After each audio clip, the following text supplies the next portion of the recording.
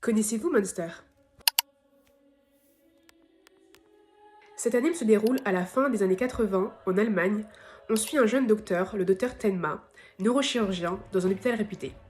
Il a tout pour lui. Il est fiancé, il a un bon travail, et tout se passe plutôt bien. Mais un jour, il fait face à un dilemme. Un jeune enfant, avec une balle dans la tête, arrive au service des urgences, et quelques temps après, le maire de la ville arrive aussi. Il est donc confronté à un dilemme, sauver l'enfant ou sauver le maire de la ville. Lui, en tant que bon médecin, décide de sauver le jeune enfant, puisqu'il est arrivé avant, et puis c'est un enfant surtout. Ce qu'il ne sait pas, c'est que cette décision-là, il va vite la regretter. On va le retrouver 10 ans plus tard, lorsqu'une série de meurtres va commencer.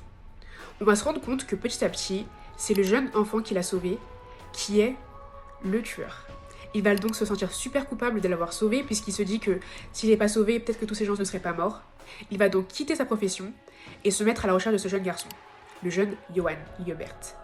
Temma, qui est une personne hyper altruiste, va donc faire face à un dilemme. Tuer le jeune Johann ou pas. Sachant que c'est un médecin et qu'à la base, son but dans la vie, c'est sauver des gens. Et là, il va devoir peut-être tuer quelqu'un. Puisqu'il se sent tellement coupable de l'avoir sauvé qu'il se dit que c'est à moi de réparer mon erreur et potentiellement, je dois le tuer pour arrêter ses meurtres. Il va donc y avoir une espèce de poursuite entre le chat et la souris. Et au fur et à mesure des investigations du docteur Tenma, il va découvrir plein de choses sur Johann et sa sœur Anna. Il va découvrir plein de choses sombres. Parce que du coup, ça se passe en Allemagne à l'époque de la chute du mur de Berlin. Et il y a eu plein de petits trucs sombres qui s'est passé à cette période. Personnellement, cet animé, je l'ai adoré, il était vraiment trop bien. Dilemme du Dr Tenma, le côté psychologique, parce que du coup, on comprend pas trop pourquoi Johann fait tout ça, et du coup, petit à petit, on commence à comprendre pourquoi.